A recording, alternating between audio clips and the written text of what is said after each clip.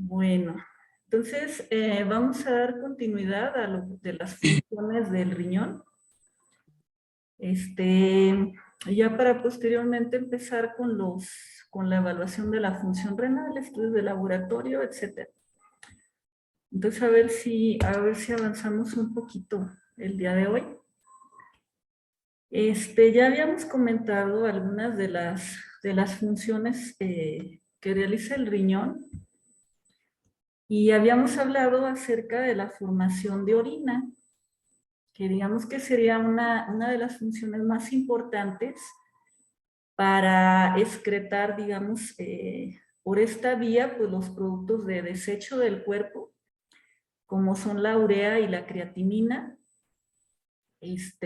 a través también de la formación de orina, pues tendríamos que va a influir en la regulación del volumen corporal, del equilibrio también en los electrolitos.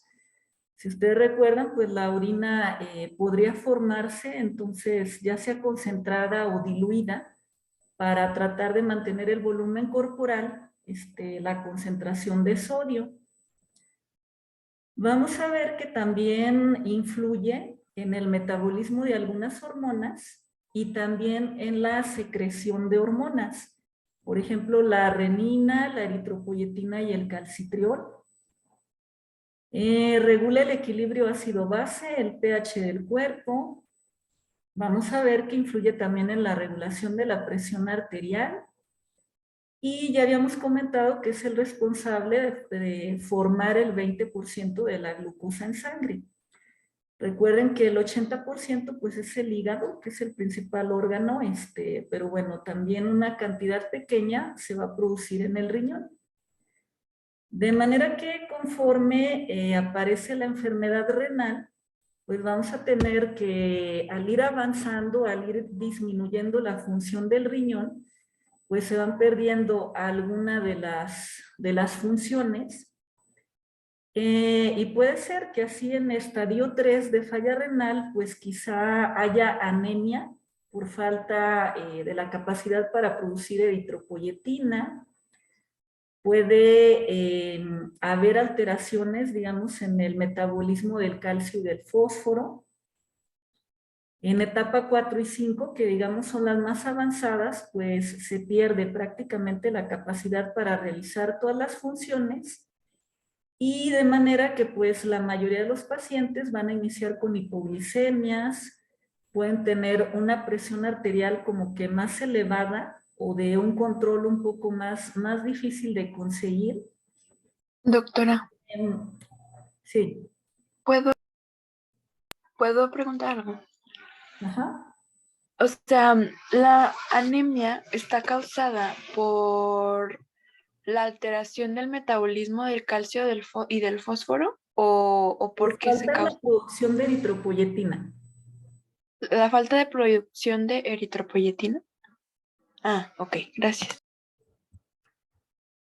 Y bueno, les decía, los pacientes pues van a tener anemia, van a tener acidosis metabólica, hipertensión arterial de difícil control, tendencia a hipoglicemias, elevación del potasio, la mayoría pueden presentar algún grado de edema. Entonces ahorita vamos a revisar pues con más calma cada una de ellas. Entonces, referente a las hormonas, decíamos que en el riñón se produce lo que es la renina, la eritropoyetina y el calcitriol. Pues ahorita va a quedar un poquito más completa la respuesta para Miroslava, que nos preguntaba. La hormona antidiurética, la aldosterona, el péptido natriurético auricular, que no se producen, pues digamos, como tal en el riñón, pero que llevan a cabo funciones sobre este órgano. Entonces ya habíamos visto un poquito de la antidiurética en la clase pasada.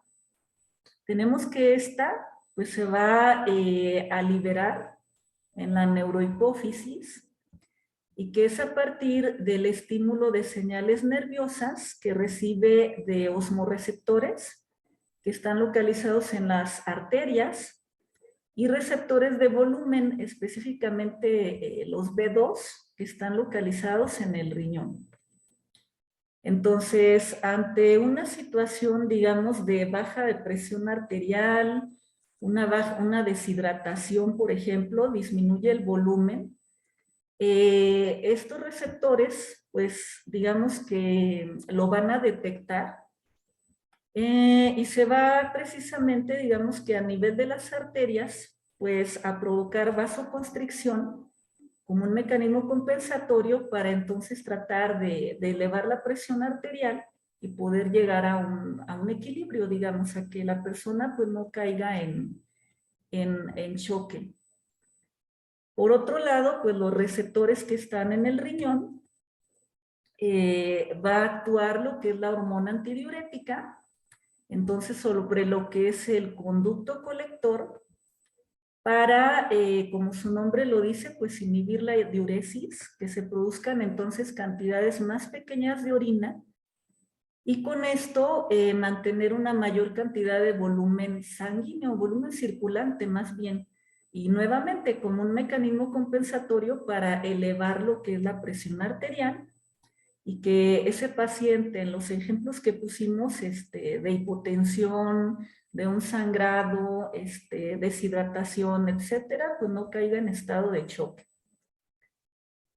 Algo de esto pues ya habíamos comentado en la clase anterior. De acuerdo a la liberación que exista o al estímulo que haya en las condiciones clínicas del paciente, pues podrá haber una cantidad más alta de hormona antidiurética o bien estar disminuida. Si está aumentada, pues entonces tenemos que se van a eliminar cantidades muy pequeñas de orina, pero que van a estar concentradas. A comparación de cuando la hormona antidiurética está disminuida la secreción, serían cantidades muy altas o volúmenes muy altos de orina, y la orina pues estaría diluida. Entonces, recuerden que la máxima concentración de orina pues puede ser de 1200 a 1400 miliosmoles. La mínima concentración pues sería de 50. Entonces, nuevamente, acorde a las características de la persona, del paciente, pues va a ser el mecanismo que se va a activar. Habíamos mencionado también acerca del mecanismo del láser, que también influiría, digamos, para aumentar lo que es el volumen circulante, y con esto, pues, diluir también lo que es el sodio en la sangre. Hoy son 44 alumnos, cada día son más. Bueno. Ahí me metí 2 veces porque se me estaba trabando mi compu. Ok. Bueno, la renina. Esta es otra hormona que esta sí se produce a nivel renal. Y si ustedes recuerdan, comentábamos que existe el glomérulo, que va a tener dos polos, el polo vascular y el polo urinario.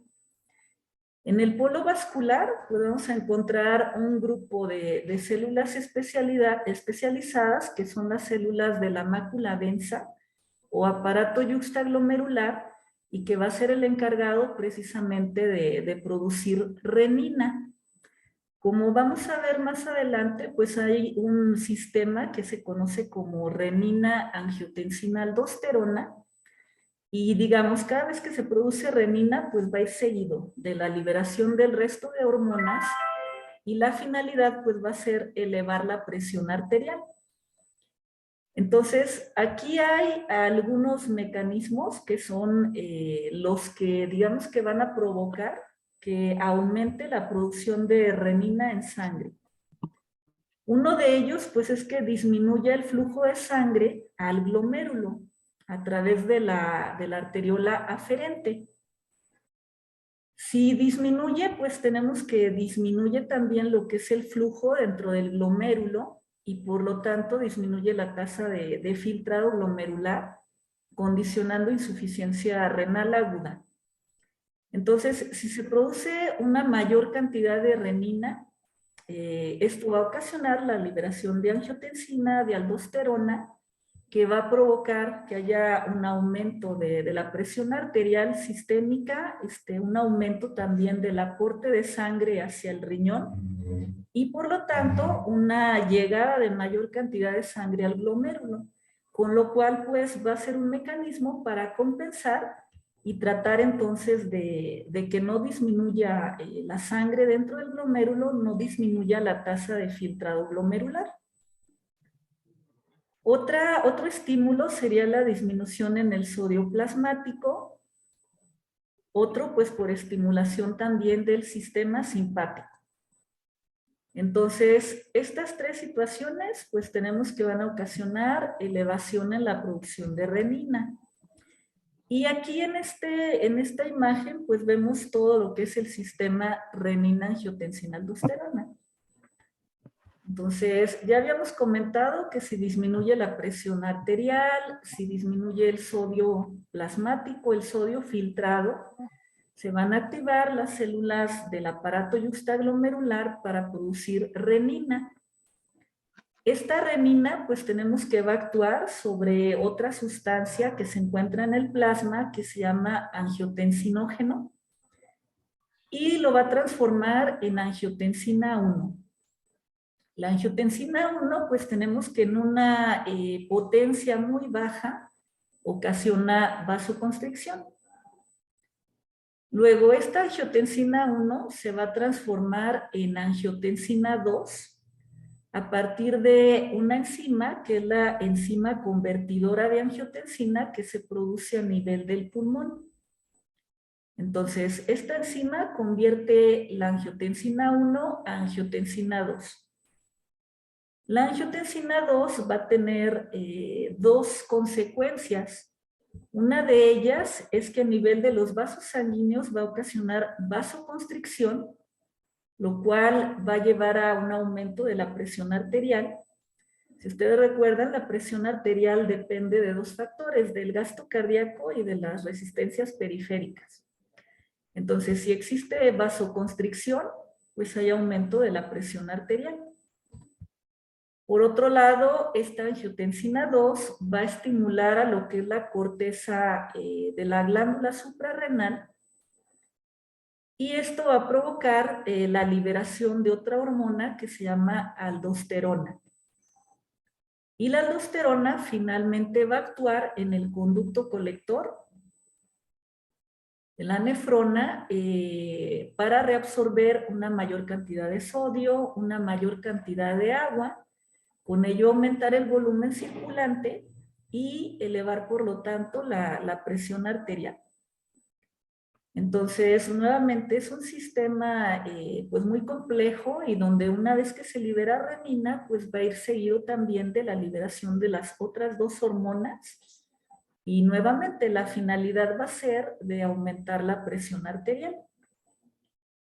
Si esto, por ejemplo, lo adecuamos a algo clínico, tendríamos, por ejemplo, el uso de los IECAS, que son fármacos antihipertensivos, que son inhibidores de la enzima convertidora de angiotensina. ¿Qué fármacos pertenecen a este grupo? Por ejemplo, el captopril, el enalapril, el lisinopril, el ramipril. Entonces, todos esos van a actuar inhibiendo esta enzima y por lo tanto, pues ya no se permite que se convierta la angiotensina a angiotensina 2, con lo cual se bloquea aquí el sistema y es un mecanismo entonces para tratar la hipertensión arterial, ya que no se produciría angiotensina 2 ni aldosterona. En el caso de los ARA2, que son los antagonistas de angiotensina 2, como el losartán, el telmisartán, el candesartán, etcétera, pues actuarían a este nivel. La bloquean y por lo tanto no hay vasoconstricción ni hay producción de aldosterona. Y es otro mecanismo por el cual disminuye también lo que es la presión arterial. Entonces, esos dos grupos de fármacos, bueno, los vamos a ver con más calma cuando veamos hipertensión arterial, pero actúan a estos niveles y pues sería el mecanismo por el cual podemos tratar la hipertensión arterial. Volviendo a la angiotensina 2, Bueno, en condiciones normales, ya dijimos que mantiene el volumen extracelular y la presión arterial normal. Tenemos que va a ocasionar vasoconstricción, va a provocar la liberación de aldosterona, también produce aumento en la liberación de adrenalina y noradrenalina, produce también actividad del sistema nervioso simpático y la liberación de hormona antidiurética, con lo cual pues son más mecanismos para elevar la presión arterial. En el caso de la aldosterona, bueno, ya decíamos que esta hormona va a actuar a nivel del conducto colector para regular el volumen extracelular. Y bueno, tenemos que la aldosterona también va a ser muy importante en la homeostasis del potasio. Lo que hace la aldosterona pues es excretar potasio a nivel del conducto colector. Si esto también queremos aplicarlo a algo clínico, tendríamos, por ejemplo, el caso del hiperaldosteronismo, que es una causa de hipertensión arterial secundaria.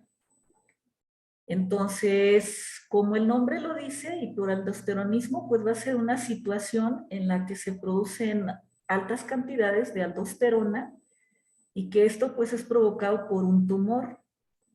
Ya que dijimos que la aldosterona es una hormona que permite que se elimine potasio a nivel de la orina, pues son pacientes donde la característica clínica es que están muy hipertensos, pero además tienen niveles muy bajos de potasio. Y lógicamente que eso pues se traduce en la clínica como mucha debilidad, fatiga, calambres, puede haber náusea, vómito. Entonces, siempre que vemos esas características en un paciente, tendremos entonces que medir niveles séricos de aldosterona y descartar un hiperaldosteronismo secundario. Esto también nuevamente lo vamos a ver con más calma cuando veamos hipertensión, pero es por ponerles algunos ejemplos para que quede un poquito más claro. Y de manera que entonces en la producción de orina, pues influirían dos hormonas, la antidiurética o vasopresina y la aldosterona. La antidiurética, pues es la que va a decidir entonces el volumen urinario. Si es una cantidad muy alta de orina o si son cantidades, volúmenes pequeños, nuevamente de acuerdo a las condiciones clínicas del paciente. Y la aldosterona, que estaría implicada entonces en la cantidad de potasio en la orina y regular el sodio plasmático. También a partir pues, de las concentraciones de solutos que tenga el paciente en sangre, pues es lo que se va a eliminar por orina. Entonces, esas dos hormonas serían las implicadas en la formación de orina. Aquí en esta imagen, pues es para repasar otra vez el sistema renina-angiotensina-aldosterona. Recordar que todo aquello que ocasione baja de presión arterial, baja de volumen circulante, disminución del sodio filtrado a nivel renal, va a llevar a la formación o liberación entonces de renina en las aparato yuxtaglomerular, las células de la mácula densa del riñón. Esta renina va a actuar sobre el angiotensinógeno para producir angiotensina 1. Luego, por acción de la enzima convertidora de angiotensina que se produce en el pulmón, la va a transformar en angiotensina 2. La angiotensina 2 va a actuar sobre la corteza de la glándula suprarrenal para producir aldosterona. La aldosterona va a actuar nuevamente en el riñón a nivel del conducto colector para promover la reabsorción de sodio y agua, aumentar entonces el volumen circulante y con ello la presión arterial. Y por otro lado, la angiotensina 2 también va a ocasionar vasoconstricción con mayor aumento de la presión arterial. Nuevamente, los IECAS actuarían a este nivel, inhibiendo la enzima convertidora de angiotensina, y los ARA2 en este nivel.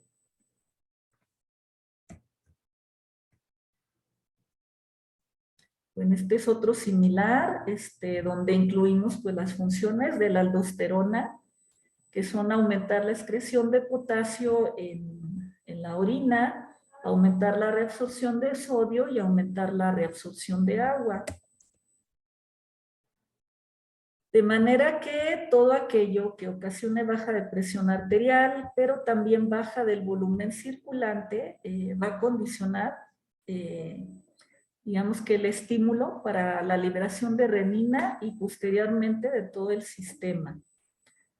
Todo lo que ocasione disminución del gasto cardíaco, por ejemplo, deshidratación, por vómito, por diarrea, pudiera ser una insuficiencia cardíaca, el corazón no está latiendo en forma normal, la fuerza normal, también se echaría a andar todo este sistema. Y bueno, aquí en esta imagen, pues aparte del sistema renina-angiotensina-aldosterona, pues incluye también lo que es la activación del sistema simpático, donde la finalidad sería aumentar la contractilidad cardíaca para también llevar mayor volumen a los órganos y bueno, también sería un mecanismo compensatorio. ¿Qué es lo que sucede en un paciente en el que tiene falla cardíaca? Pues que precisamente al haber una disminución del volumen circulante, porque ese corazón no late normal, no envía la cantidad normal de sangre, pues se echa a andar todo el sistema renina-angiotensina-aldosterona, pero en este caso pues sería obviamente algo patológico. La aldosterona finalmente pues produce retención de sodio y agua, con lo que este tipo de pacientes pues van a estar edematizados, van a estar hipertensos, va a estar aumentada la precarga. Entonces es por eso que en este tipo de pacientes pues tenemos que usar los IECAs, los ARA2 para bloquear todo el sistema. Tendremos que usar diuréticos, alguna dieta especializada, etcétera, precisamente para mejorar las condiciones clínicas. Entonces, todo esto que vimos hasta ahorita, pues digamos que son mecanismos compensatorios para mantener el equilibrio, la homeostasis en el cuerpo, pero también ante determinadas situaciones clínicas, pues se pueden volver patológicos y es donde entonces nosotros tendremos que tratar. Otra hormona que actúa sobre el riñón es el péptido natriurético auricular. Y esta va a realizar las funciones contrarias a lo que es la hormona antidiurética. Quiere decir, esta va a estimular la diuresis. Es una hormona que se produce en la aurícula derecha y en las aurículas, perdón, y que se secretan en respuesta al estiramiento de las paredes de la aurícula. Esto secundario a que hay una mayor cantidad de sangre, un aumento en el volumen circulante. Y entonces la manera como se compensaría esto, pues sería incrementando la diuresis para poder entonces tratar de disminuir lo que es el volumen. Entonces, pacientes con falla cardíaca, pues tenemos que estarían incrementados los niveles de péptido natriurético, precisamente como un mecanismo compensatorio. Entonces, como ya les comentaba, esta hormona pues va a tener todas las funciones contrarias a lo que es la hormona antidiurética. Y entonces a nivel del conducto colector va a disminuir la reabsorción de sodio y de agua, reduce la secreción de renina, por lo tanto de aldosterona, de angiotensina. Esta hormona hace que el músculo liso como que no responda igual a la vasoconstricción. Nuevamente, los efectos secundarios de la antidiurética. Ahora, ¿cómo van a influir todas estas hormonas en la regulación de la presión arterial? ¿Qué es lo que más nos interesa? Ya habíamos comentado que tanto gasto cardíaco como resistencias periféricas pues son quienes condicionan la presión arterial. De manera que todas aquellas situaciones que ocasionen un aumento en el gasto cardíaco o bien un aumento en las resistencias periféricas va a ocasionar hipertensión arterial. ¿Qué podría ocasionar aumento en el gasto cardíaco? pues podría ser un aumento en la contractilidad cardíaca, un aumento en la producción de renina, que ocasionara mayor liberación de angiotensina, de aldosterona y por lo tanto mayor absorción de sodio y agua, y que esto va a llevar a un mayor volumen. Una hiperreactividad del sistema nervioso simpático, que ocasionara que haya un aumento también en la frecuencia cardíaca, que haya palpitaciones, taquicardia y que también eleve el gasto cardíaco. Y las resistencias periféricas, pues también podría ser por una liberación del sistema renina, angiotensina, aldosterona con mayor vasoconstricción. Podría ser por alteraciones endoteliales, alteraciones propias de las arterias, y que esto puede pasar conforme aumenta la edad. Arriba de los 40 años, pues como que las arterias se van haciendo cada vez más rígidas, de manera que arriba de los 40, 45 años, pues es cuando vemos con más frecuencia casos de hipertensión arterial. Y así podríamos ver que la mayoría de la gente que tiene más de 70 años, pues tiene algún grado de hipertensión arterial. Todo esto pues podría estar condicionado por carga genética, por ingesta excesiva de sodio. En el caso del estrés, cuando es muy prolongado, cuando es muy importante, pues precisamente por la hiperreactividad que hay sobre el sistema nervioso simpático, también es otro factor para entonces provocar hipertensión.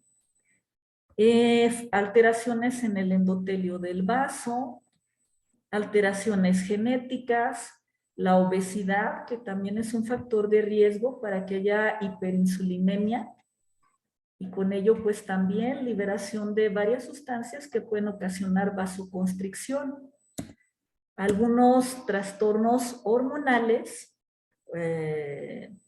por ejemplo el síndrome de ovario poliquístico, otros que pues son fisiológicos, por ejemplo la menopausia en la mujer, y que donde la disminución en lo que son las hormonas, estrógenos, etcétera, pues también puede condicionar vasoconstricción, aumento en la resistencia a la insulina y aparición de hipertensión arterial. Pacientes con diabetes, en donde suele haber también ya daño endotelial y que también va a llevar a vasoconstricción. Los pacientes que fuman o personas que fuman, con dislipidemia, donde hay aumento importante en los niveles de LDL, y que bueno, todo esto finalmente va a ocasionar disfunción endotelial y con ello la aparición de hipertensión arterial. Entonces realmente pues son muchos factores los que están involucrados en que una persona se vuelva hipertensa, y donde entonces hablaríamos pues de las características de la estructura de la pared arterial, de cómo está ese endotelio, de la contractilidad del miocardio, del sistema nervioso simpático, del equilibrio entre sustancias vasodilatadoras, vasoconstrictoras como la renina que ya comentábamos, y lógicamente que el riñón pues va a estar también haciendo su parte en el control de la presión arterial. Una pues sería a partir de regular el gasto cardíaco, digamos el volumen extracelular, mediante la excreción de sodio y de agua. Y en segundo, pues a través de sustancias vasoconstrictoras, esto sobre las resistencias periféricas, y hablando específicamente del sistema renina-angiotensina-aldosterona. Entonces, por eso, nuevamente, una vez que el paciente tiene falla renal, pues se pierde la capacidad para llevar a cabo estas funciones y entonces va a aparecer hipertensión arterial.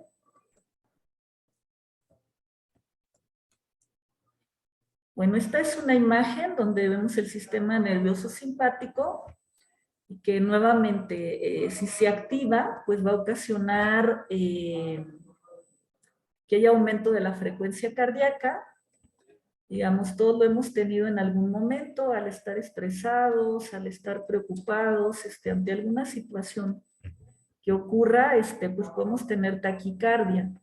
Entonces, si esto se vuelve muy frecuente, se vuelve crónico, pues esa hiperestimulación del sistema nervioso pues va a ocasionar entonces hipertensión arterial. Y por otro lado, pues actuaría también sobre el riñón para producir la liberación de renina. Y nuevamente la renina va a actuar para producir angiotensina, aldosterona y con ello también elevación de la presión arterial. De manera que en esta imagen pues vemos simplificado quiénes son los encargados de controlar la presión arterial. El sistema nervioso simpático que ya comentamos, el sistema renina-angiotensina-aldosterona a nivel del riñón, el equilibrio entre sustancias vasodilatadoras y vasoconstrictoras, y el péptido natriurético auricular. Involucrado pues en el volumen urinario y por lo tanto en el volumen circulante. Entonces, si existe alteración a cualquiera de estos niveles, pues va a existir entonces hipertensión arterial. Y nuevamente, en base al sitio donde actúa, donde se bloquea cada uno de estos mecanismos, pues sería en cierta forma el tipo de fármaco antihipertensivo o los grupos de antihipertensivos con los que contamos. Ahorita pues por la relación que tiene con el tema, pues únicamente hablamos de IECAS y ARA2 que actuarían a nivel renal. Entonces la hipertensión pues lógicamente va a ser una presión arterial elevada. Y que sabemos que la normal pues es de 120-80 milímetros de mercurio. Una presión por arriba de 120-80, entonces sería hipertensión arterial. Y que es muy importante, pues digamos, detectarla, ya que es de las primeras causas de enfermedad renal crónica. Junto con la diabetes, pues es la principal causa de que una persona pueda llegar a requerir diálisis o hemodiálisis. Y ya que es una enfermedad que es asintomática, quiere decir que no da molestias generalmente, pues pasa desapercibida muchas veces. Entonces, la recomendación es que en todas aquellas personas que tienen carga genética importante, por ejemplo, los papás tienen hipertensión, los abuelos, los tíos, etcétera, pues estar checando la presión, a lo mejor al menos cada 2 meses, con el fin de hacer detecciones tempranas y poder iniciar el tratamiento lo más pronto posible. Recordar que la hipertensión pues no únicamente ocasiona daño renal, también puede haber falla cardíaca, alteraciones en la circulación, alteraciones cerebrales, puede ocasionar daño en retina, entonces por eso la importancia. Esta es la clasificación que se usaba anteriormente. Actualmente tenemos una nueva clasificación. Vamos a revisar cuando veamos hipertensión arterial.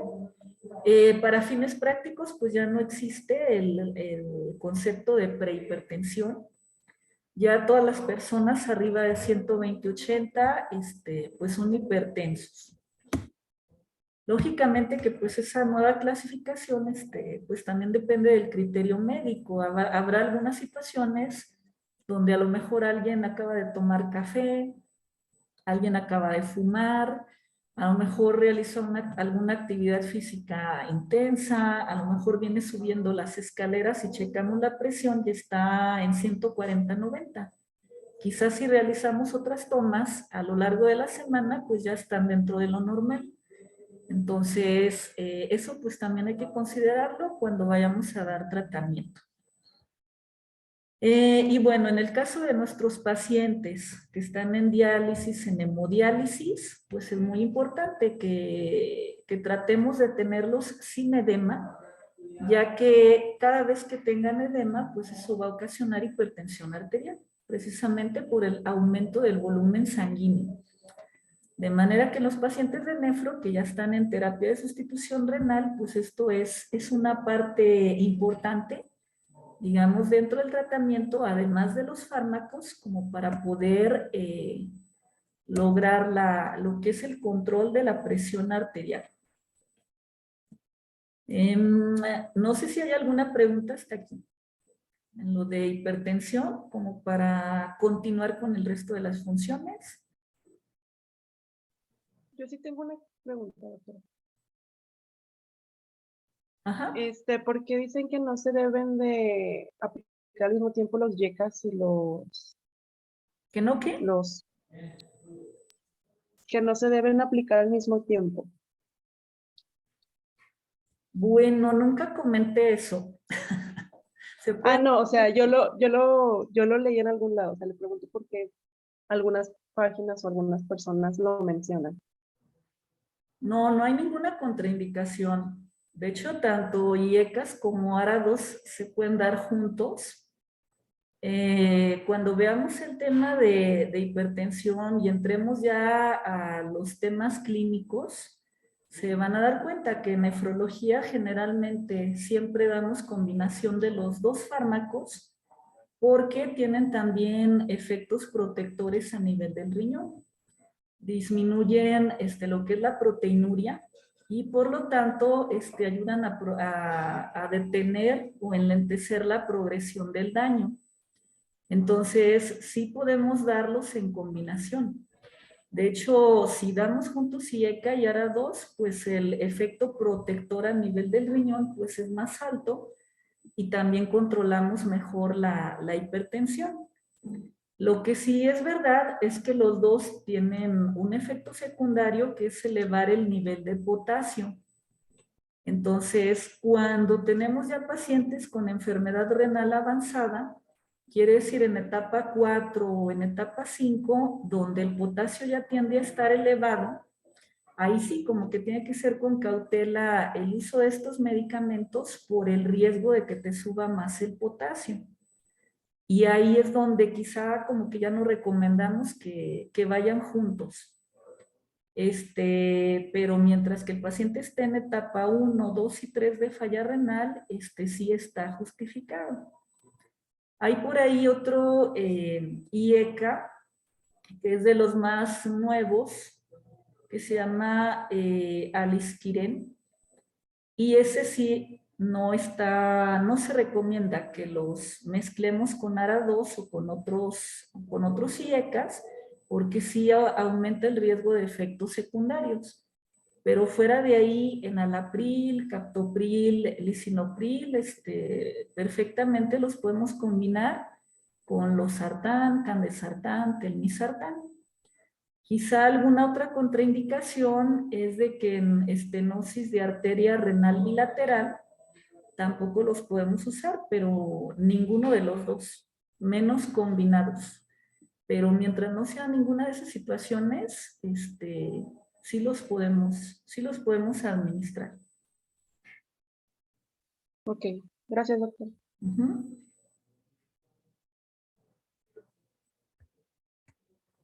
¿Tienen alguna otra pregunta, alguna otra duda? Yo, doctora, bueno, ahorita me surgió la duda cuando estaba explicando lo de la hipertensión, que el sistema renina-angiotensina-aldosterona ayudaba para regular la hipertensión, ¿verdad? Pero yo lo que no entendí fue que ya ve que explicó que los secas y los aras actúan en la angiotensina 1 y 2 para disminuir, pues, la hipertensión arterial. Ahí ya no entendí cómo está, porque si lo regula, pero al momento de actuar la sube. Ahí, ¿qué onda o cómo? Normalmente el sistema renina-angiotensina-aldosterona siempre está en acción, pero digamos que es pues normal. Si llega a tu consulta un paciente con estado de choque, por ejemplo, resulta que tiene una gastroenteritis, una intoxicación alimenticia y ha vomitado como 20 veces, tuvo diarrea en más de 10 ocasiones, y pues llega a la consulta muy deshidratado. Lógicamente el tratamiento pues es que lo vamos a hidratar, pero en él probablemente los mecanismos que ya sucedieron, tratando de que no se desmaye, de que no baje más la presión arterial, de que no caiga en choque, son la elevación de la renina. Luego la renina pues, va a provocar liberación de angiotensina, de aldosterona, y nuevamente los efectos que se buscan son de incrementar la resistencia periférica, incrementar el volumen circulante para mantener la presión, pues digamos que lo más cercano a lo normal. Entonces, eso sucedería en condiciones normales. Pero ya en trastornos patológicos, por ejemplo, a alguien que es hipertenso desde hace 20 años, pues él tiene alterados varios de estos mecanismos. Quizá produce renina en mayores cantidades. Esto podría ser por la disfunción endotelial que ya presenta. Quizá también está incrementada lo que es la actividad del sistema nervioso. Ya se perdió la capacidad, digamos, para regular entre vasodilatadores y vasoconstrictores. Entonces, aquí sí que usamos IECAS y ARA2 para bloquear el sistema y que entonces no se libere el resto de hormonas y por lo tanto no haya vasoconstricción y no haya retención de sodio para entonces poder llevar al valor normal.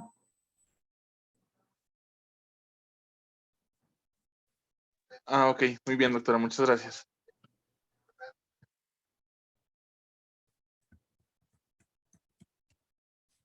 Que es lo que comentábamos aquí en este cuadro. Si, por ejemplo, algo que pasó mucho ahora bueno, sigue pasando, pero fue más notorio el año antepasado, cuando empezó la pandemia, cuando empezó las medidas de aislamiento, todo esto, fue muy frecuente en consulta ver pacientes de, no sé, de 16 a 20 años con hipertensión arterial. Sabemos que normalmente, pues en este grupo de edad, como que no, pues no tendrían por qué tener presión alta.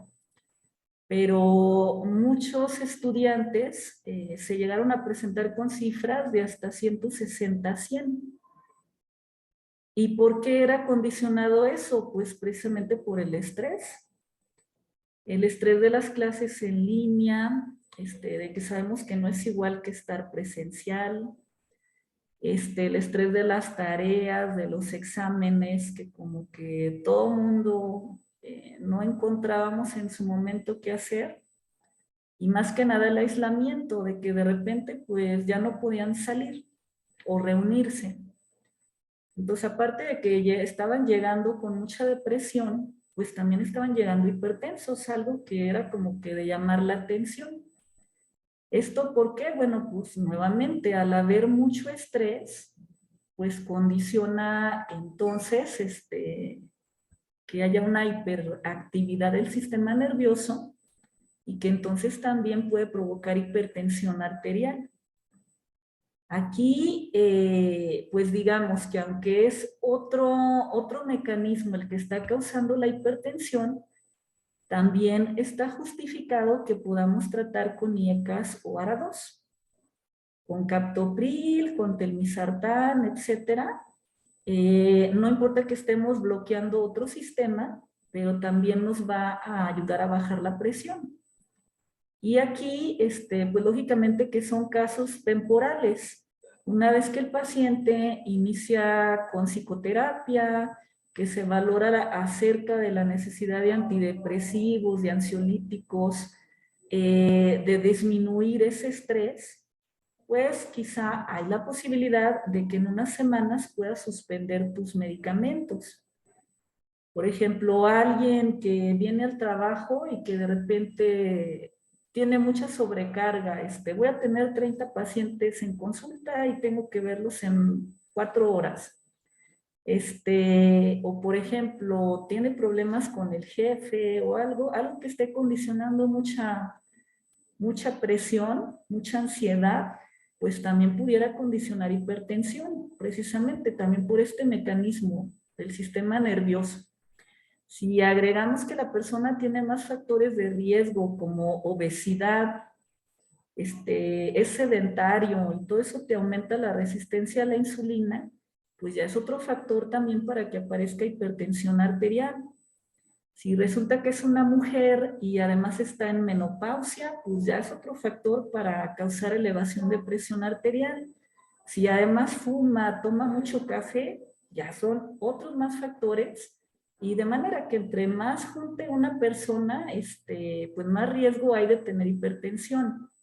A veces hay pacientes que toda la familia es hipertensa, tienen mucha carga genética, pero no fuman, hacen mucho ejercicio, la alimentación es muy saludable y resulta que nunca tienen hipertensión. Y puede haber otros que no tienen factor genético, pero quizá el estilo de vida no es el mejor. Entonces eso también condiciona hipertensión. Y nuevamente puedes dar un grupo de fármacos del que tú quieras, aun cuando no actuara directamente sobre el sistema que esté ocasionando y pues vamos a ver baja de presión arterial. Entonces, generalmente los que siempre usamos en un inicio pues son los IECAS y los ARA2. Pero en nefrología, pues digamos que los tomamos más en cuenta, en consideración, precisamente por el efecto nefroprotector.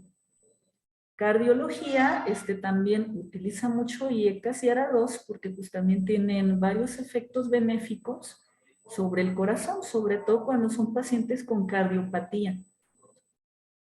Pero nuevamente, cuando veamos el tema de hipertensión, vamos a checar casos clínicos y vamos a ver por separado pues qué beneficios tiene utilizar uno u otro medicamento.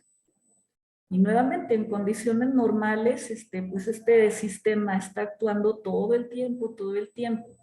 Ya de que se active y que se produzcan hormonas en mayor cantidad, pues va a depender también de la condición de cada persona. Y dependiendo, pues, del efecto que tú quieras lograr.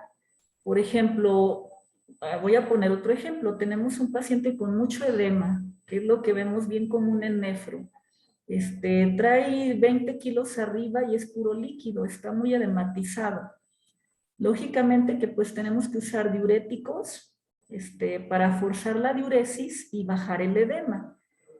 Si tú asocias un ARA2, por ejemplo, losartán, que te va a inhibir la liberación de aldosterona, es otro mecanismo por el que vas a ayudar al paciente también a que disminuya el edema, porque al no haber aldosterona o bajar la cantidad de aldosterona, pues ya no se reabsorbe sodio ni se reabsorbe agua.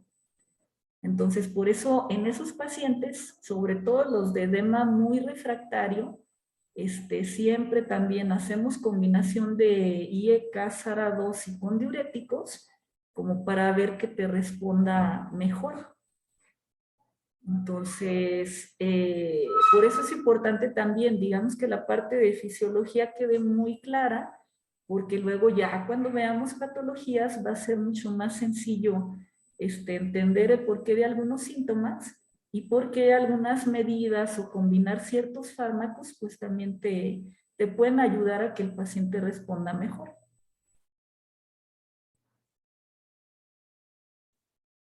No sé si quedó más...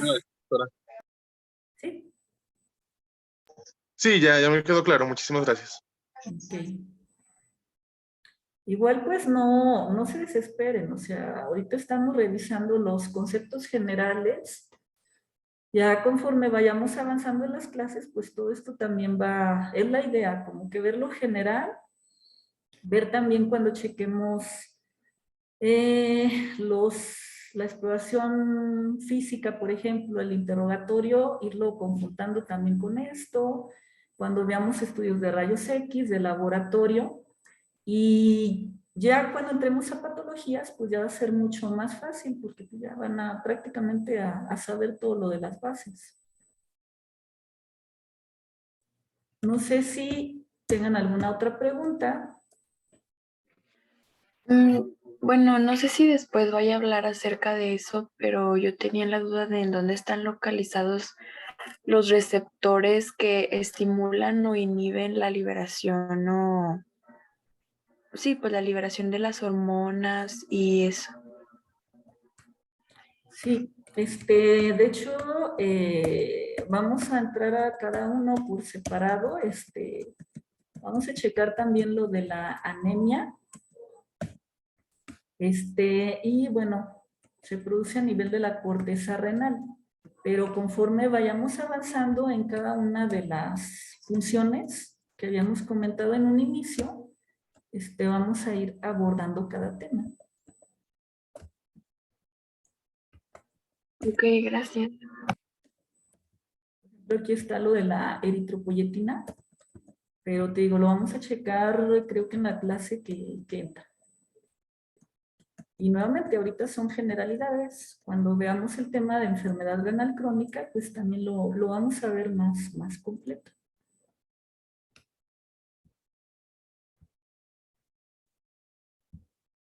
No sé si tengan alguna otra pregunta, alguna otra duda.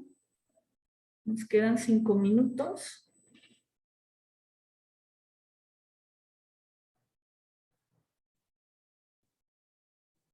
Igual también, si tienen alguna sugerencia, referente a la manera de cómo podamos dar las clases para que también sea mejor para ustedes, pues también adelante, ¿verdad? Digamos, es complicado, ya son 2 años de estar en línea y pues no es lo mismo que estar presencial. Pues sí tratamos como que de hacerlo lo más cortito, lo más conciso, fácil, entendible posible, pero también si ustedes tienen otra sugerencia, otra idea o algo que haya funcionado con otros maestros, pues también adelante. Y sí es importante que no se queden con dudas, de todas las preguntas que tengan, pues hacerlas, si no después por WhatsApp, pero sí que no vayan quedando dudas para poder ir entendiendo lo que sigue. Les digo, ya conforme vayamos avanzando en el programa, pues también vamos a ir conjuntando todo y va a ser van a ir entendiendo más, pero nuevamente ante cualquier pregunta, pues hay que realizarla.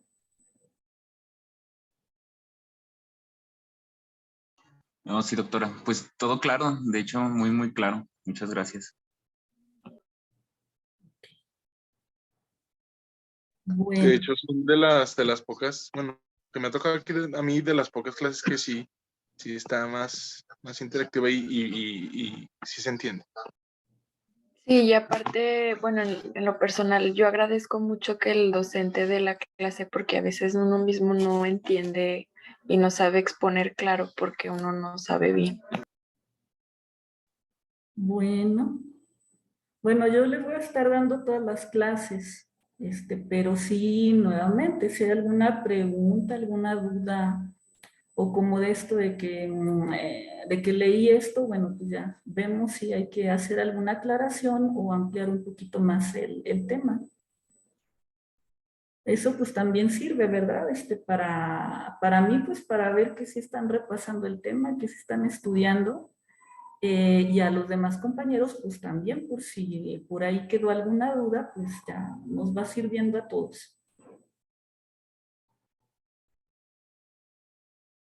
Bueno, si ya no hay más preguntas, entonces seguiremos el viernes a las 8 para terminar ya con el tema de fisio. Vamos a ver el resto de hormonas que nos faltan. Y referente a la regulación del equilibrio ácido-base y de los electrolitos. Y vamos a aplicarlo también en la clínica, en un paciente con enfermedad renal, que es lo que vamos a ver, incluyendo el electro, qué alteraciones vemos, etcétera. Sí, doctora, muy bien. Muy Muchas bien, gracias. doctora. Doctora, gracias.